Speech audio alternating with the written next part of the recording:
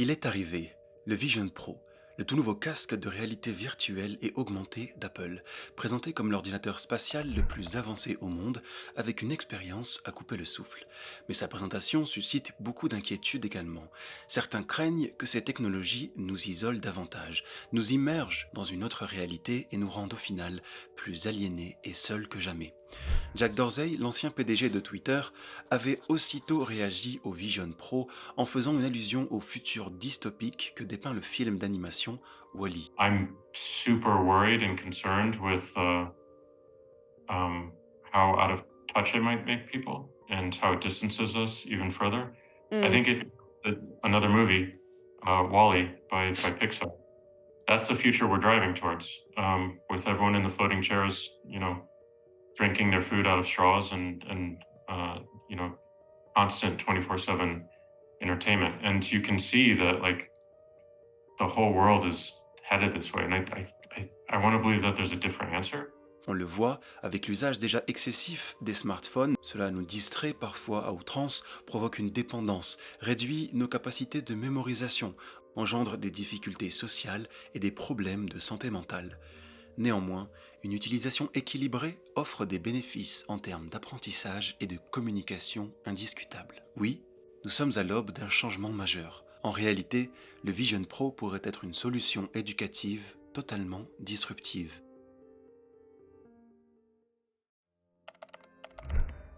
Il a le potentiel de nous rendre plus intelligents que jamais. Cet objet promet de transformer la façon dont nous interagissons avec le monde numérique, avec des caractéristiques impressionnantes telles qu'une très grande résolution pour chaque œil, des capacités avancées, de la puissance de calcul et une interface utilisateur intuitive. Le Vision Pro est une véritable merveille technologique qui rend son utilisation naturelle et immersive. Dans le passé, Apple a déjà réussi à introduire de nouvelles technologies qui ont été adoptées par le grand public. L'iPhone a définitivement transformé la façon dont nous communiquons et accédons à l'information. C'est avec cet esprit d'innovation que le Vision Pro est né. Et lorsqu'Apple sort un produit, il compte bien le faire adopter par le plus grand nombre, en optimisant son design, son accessibilité et sa qualité, surtout quand ils travaillent 8 ans dessus et qu'ils investissent près d'1 milliard de dollars. Parce que oui, aujourd'hui cette version Pro va sortir au tarif de 3 499 dollars aux US en début d'année 2024, mais on peut facilement imaginer d'autres versions ultérieures, meilleures et moins chères, à la star de leurs produits déjà connus. Le Vision Pro n'est pas seulement un casque de réalité mixte, il est un ordinateur spatial, une désignation choisie par Apple pour indiquer comment ce dispositif s'intègre à notre environnement. Il n'y a pas de clavier, pas de souris, tout est contrôlé par des gestes naturels, le regard et la voix, ce qui rend la technologie accessible d'une manière totalement nouvelle, et cela a le potentiel de transformer radicalement notre façon d'apprendre. C'est l'illusion de non-médiation. La technologie peut devenir si intégrée et transparente qu'elle disparaît dans l'expérience de l'utilisateur. En d'autres termes, l'utilisateur ne perçoit plus la technologie comme une barrière ou un médiateur entre lui et l'expérience, mais il l'aperçoit comme une partie intégrante de l'expérience elle-même, un état de présence où l'utilisateur oublie qu'il interagit avec une technologie et se sent totalement immergé dans l'expérience. Ce casque est différent des autres sur le marché, tout simplement parce qu'il se focalise beaucoup plus sur la productivité et le travail. Même s'il y a évidemment la possibilité de se divertir et de jouer, si un ordinateur classique permet de travailler, d'étudier et de créer, alors un ordinateur spatial se doit de pouvoir le faire aussi. Et cette fois, il pourrait changer la façon dont nous apprenons et trouvons des solutions. Couplé à l'éducation, le Vision Pro et ses successeurs seront révolutionnaires. Selon le pédagogue américain David Kolb, l'apprentissage est un processus par lequel le savoir est créé à travers la transformation de l'expérience. Il décrit ce processus en 4 étapes: l'expérience concrète, l'observation réfléchie, la conceptualisation abstraite et l'expérimentation active. L'expérience concrète, c'est la phase pendant laquelle l'individu fait une nouvelle expérience ou réinterprète une expérience existante. Et il peut s'agir d'un événement, d'une activité ou d'une situation. Ensuite vient l'observation réfléchie. À cette étape, l'individu réfléchit à l'expérience, il l'examine sous différents angles, l'analyse et la considère dans son ensemble. Cette phase d'observation permet de prendre du recul sur l'expérience vécue. Puis, il y a la conceptualisation abstraite. Ici, l'individu tire des conclusions de son expérience et de ses réflexions. Ces conclusions peuvent prendre la forme de concepts, d'idées, de théories ou de modèles qui sont alors construits ou ajustés en fonction de l'expérience. Et enfin, l'expérimentation active. L'individu utilise des conclusions tirées pour planifier et essayer de nouvelles expériences. C'est la phase où l'on applique ce qui a été appris à de nouvelles situations, ce qui conduit à une nouvelle expérience concrète et le cycle recommence. Avec la technologie qu'Apple a mise au point, outre le fait que l'on puisse intégrer des fenêtres dans notre environnement, on peut surtout rejoindre des environnements immersifs. Le monde d'un utilisateur peut s'étendre au-delà des dimensions d'une pièce physique et proposer de magnifiques paysages dynamiques. Un tour de la Digital Crown, cette molette sur le dessus de l'appareil, permettra à l'utilisateur de contrôler son niveau de présence ou d'immersion au sein d'un environnement. Nous pourrons vivre des expériences concrètes dans un environnement virtuel, observer ces expériences à travers l'écran du casque, puis en faire une analyse, conceptualiser de nouvelles idées à partir de ces observations et enfin tester activement ces idées dans un environnement virtuel ou même réel. En créant un contexte de simulation réaliste, elle va permettre aux apprenants d'acquérir des compétences et des connaissances par l'expérience directe, plutôt que par l'apprentissage passif traditionnel. La réalité virtuelle favorise l'apprentissage actif où les utilisateurs peuvent explorer, manipuler et expérimenter dans un environnement contrôlé et sécurisé. Cette forme d'apprentissage expérientiel contribue à une meilleure rétention de l'information et à une compréhension plus profonde des concepts. Imaginez que vous soyez un étudiant en art en train d'apprendre le mouvement impressionniste. Au lieu de simplement regarder des reproductions d'œuvres dans un livre ou sur un écran, vous pouvez les explorer virtuellement avec le Vision Pro, en vous promenant dans une galerie remplie de ces œuvres, en vous approchant suffisamment pour voir chaque coup de pinceau. Vous pourriez même revivre un tutoriel précis d'un peintre imitant le style impressionniste, capturé avec la fonctionnalité de capture de souvenirs en 3D du Vision Pro. Cette fonctionnalité permet aux utilisateurs de capturer des souvenirs qui peuvent ensuite être visualisés et explorés en profondeur grâce à la technologie de réalité mixte du casque. À ce stade, c'est une expérience concrète, la première étape du cycle de Kolb.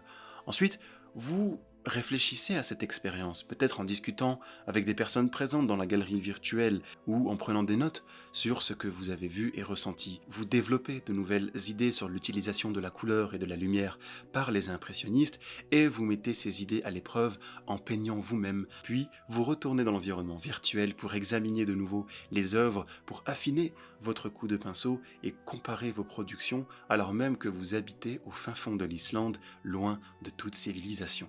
Les possibilités sont pratiquement illimitées. Que vous soyez un étudiant en biologie, vous pourrez explorer les cellules humaines au niveau microscopique, naviguer à travers le corps humain comme dans un voyage fantastique. Un étudiant en astronomie pourrait visiter notre système solaire, voyager d'une planète à l'autre, se rapprocher des anneaux de Saturne ou plonger dans la grande tache rouge de Jupiter. Un étudiant en architecture pourrait se promener dans les rues de l'ancienne Rome, voir le Colisée dans toute sa splendeur d'origine. Un apprenti chef pourrait se retrouver dans une cuisine virtuelle, apprendre à préparer des plats. Même pour apprendre les langues, on pourrait imaginer des situations dans lesquelles les apprenants devront effectuer des tâches communicatives. Ils apprendront par l'action, en interagissant avec d'autres utilisateurs ou même avec des personnes générées par l'intelligence artificielle, dynamique et flexible. On pourrait s'enfermer des semaines pour avoir les bases d'une langue, comme dans la salle du temps, affûtant ainsi son niveau linguistique avant de le pratiquer dans la vraie vie. En poussant l'idée un peu plus loin, imaginez des masterclass personnalisées avec des figures mondiales influentes comme un cours de leadership avec Barack Obama. Il pourrait popper dans votre salon, s'adressant à vous et s'adaptant à vos besoins. Des plateformes existent déjà proposant des formations avec des célébrités du sport ou de l'entrepreneuriat. En combinant cela avec la technologie virtuelle, l'apprentissage pourrait devenir encore plus interactif et unique. Vous l'aurez compris, le choix nous appartient. La technologie est un peu comme une rivière. Elle peut nourrir notre soif de connaissances ou déborder et nous submerger de distractions. En instaurant des limites et en promouvant l'éducation numérique, nous pouvons naviguer sur cette rivière technologique de manière sûre et bénéfique. En pédagogie, on parle d'apprentissage immersif, avec la technologie du HMD pour l'acronyme Helmet Mounted Display, littéralement un écran monté sur tête. Une étude de 2022 par Makrensky et Mayer a démontré les bénéfices de l'apprentissage immersif grâce à la réalité virtuelle. Les élèves qui ont pratiqué une excursion virtuelle au Groenland ont obtenu de meilleurs résultats avec une grande taille d'effet en termes d'intérêt, de plaisir et de rétention d'informations que ceux utilisant une simple vidéo 2D. Richard Mayer, co-auteur de cette étude, est d'ailleurs un expert reconnu pour ses travaux sur les principes de l'apprentissage multimédia. Il a fortement contribué à la compréhension de la façon dont les individus apprennent à partir de leurs sens et a développé plusieurs principes d'apprentissage multimédia qui ont des implications directes pour la conception d'environnements d'apprentissage efficaces. Une autre étude va dans ce sens également, menée par la David Geffen School University située à Los Angeles. Elle comportait 20 participants, 2 groupes de 10 personnes répartis aléatoirement. Un groupe suivait une formation de chirurgie traditionnelle, tandis que l'autre s'entraînait sur un dispositif HMD. Après leur formation, les participants ont effectué la procédure sur un os artificiel d'entraînement et leurs performances ont été filmées. L'étude a révélé que le groupe de réalité virtuelle a obtenu un score de 130% plus élevé que ceux qui se sont entraînés avec des méthodes traditionnelles à la procédure chirurgicale. Dans le milieu académique, pour des collégiens ou des étudiants, ou dans un environnement plus professionnel, pour des entreprises ou des organisations, ou même personnel, pour un apprentissage à la maison, le résultat est le même. Il semblerait que l'immersion soit adaptée à la façon dont l'être humain aime apprendre, et que l'apprentissage immersif est un avenir prometteur. On peut se tromper, essayer, réessayer, ne plus avoir peur d'agir et prendre des initiatives parce que ce n'est pas la réalité, mais simplement une simulation. On peut recharger cette simulation autant de fois que l'on souhaite. D'autant plus que quand l'expérience d'apprentissage est couplée au jeu, l'impact des scénarios pédagogiques est davantage décuplé avec un engagement actif de la part des utilisateurs. La gamification de l'éducation sera un enjeu principal dans les années à venir et nous aurons sûrement l'occasion d'en reparler dans une prochaine vidéo. Prenez par exemple le célèbre jeu vidéo Assassin's Creed. Il a été utilisé comme outil d'enseignement pour l'histoire, avec des enseignants utilisant le jeu dans les salles de classe. Ubisoft, le développeur du jeu, a même créé une fonctionnalité Discovery Tour en réponse aux demandes des enseignants, permettant aux joueurs d'explorer des lieux historiques tout en apprenant sur la géographie et la vie quotidienne de l'époque.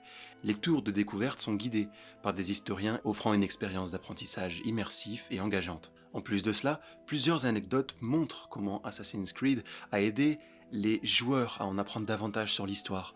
Un utilisateur a partagé comment le jeu l'a aidé à réussir son examen à l'université sur Machiavel, grâce à l'information qu'il avait apprise en jouant au jeu avec le personnage Ezio Auditore. D'autres utilisateurs ont partagé comment le jeu les a amenés à faire des recherches supplémentaires sur l'histoire, à apprendre de nouvelles choses et à même visiter des lieux historiques dans la vraie vie après avoir joué au jeu. L'apprentissage traditionnel, avec ses méthodes souvent passives et verticales, sera éclipsé par un apprentissage hybride, interactif et engageant. Les méthodes pédagogiques classiques sembleront archaïques et même ridicules en comparaison. L'apprentissage hybride, combinant les avantages de l'éducation immersive et en personne, deviendra la norme. Oui, aujourd'hui, les nouvelles technologies vont être extraordinairement différentes de ce qu'on croit qu'elles sont aujourd'hui. Elles vont permettre d'abord des choses formidablement positives, parce que contrairement à ce qu'on croit trop souvent, quand on apprend face à un écran, on retient mieux que quand on apprend devant un maître seul.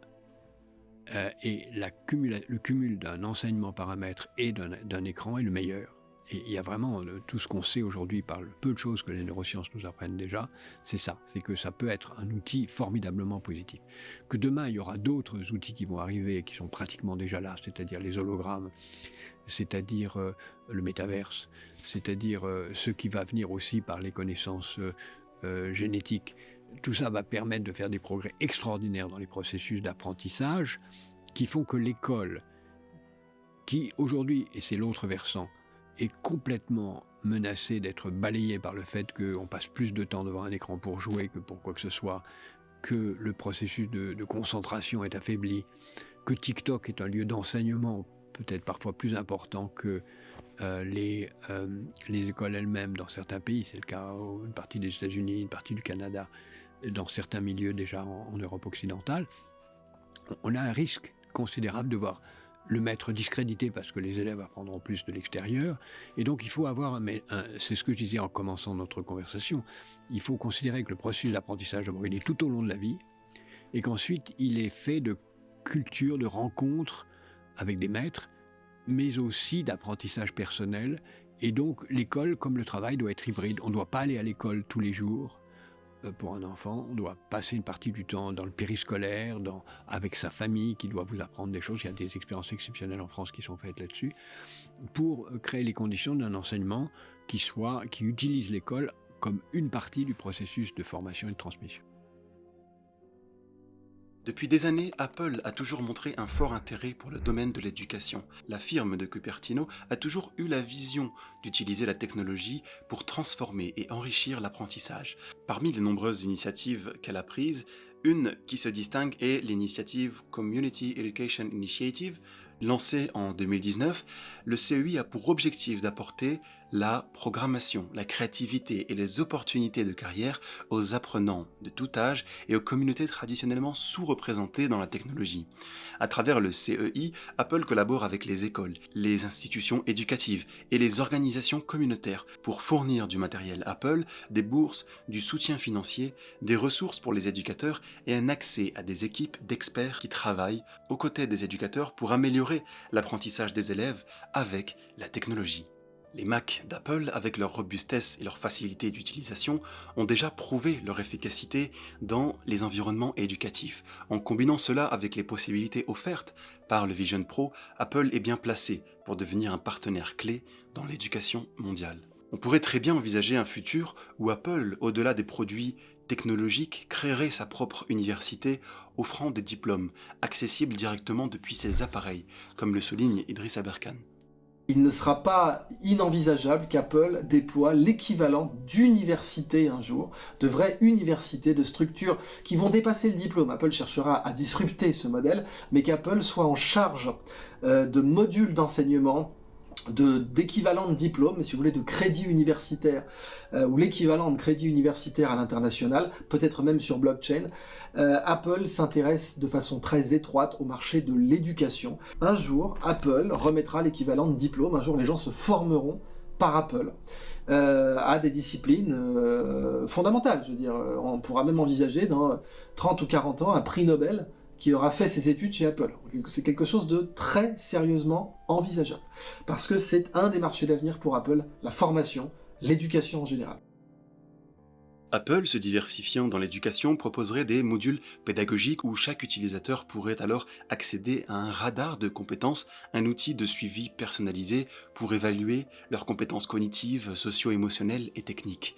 Chaque apprenant pourrait comprendre ses forces et ses faiblesses, offrant ainsi une voie pour un apprentissage plus adapté et centré sur l'individu. D'autant plus qu'Apple facilite grandement la tâche des développeurs avec Vision OS, une nouvelle plateforme qui offre une liberté inégalée pour créer des expériences en 3D pour le Vision Pro. Les développeurs peuvent construire des applications avec des fenêtres 3D interactives, des volumes avec une profondeur accrue et des espaces immersifs où leur contenu peut être le seul à apparaître. Apple propose donc une gamme de frameworks et d'outils dédiés au développement sur Vision OS. Les frameworks incluent SwiftUI pour la conception d'interfaces, RealityKit pour le rendu 3D et ARKit pour la réalisation d'expériences en réalité augmentée. Les outils tels que Xcode, Reality Composer Pro et Unity offrent un environnement complet pour le développement d'applications. Apple a créé un écosystème propice qui encourage les développeurs à créer des applications innovantes. En plus de cela, ils ont mis à disposition des développeurs des dizaines de vidéos pour introduire et présenter les bonnes pratiques pour le développement d'applications spatiales, pour faire de chaque projet une réussite. Cette abondance de ressources va contribuer à rendre la gamme Vision de plus en plus attrayante pour les utilisateurs grâce à un catalogue d'applications en constante expansion. Chaque domaine de connaissances pourrait être exploré de manière immersive, offrant une expérience d'apprentissage plus profonde et plus riche qui engage tous nos sens et notre cerveau de manière unique. C'est l'avenir de l'éducation et nous sommes juste au début d'une révolution passionnante. Nous sommes à l'aube d'une nouvelle ère de l'apprentissage expérientiel, rendue possible par Apple, qui s'engage dans une évangélisation de masse pour introduire l'ordinateur spatial dans la vie de millions d'utilisateurs à travers le monde. Si vous voulez rester à la pointe de cette révolution, je vous invite à vous abonner à ma newsletter pour optimiser votre intelligence et libérer votre potentiel métacognitif. Le lien est dans la description, vous y recevrez un premier cadeau, alors à tout de suite. Aimez et partagez cette vidéo si vous l'avez appréciée et abonnez-vous à ma chaîne pour ne rien manquer de mes nouvelles publications. Merci de m'avoir suivi dans cette exploration fascinante et à bientôt.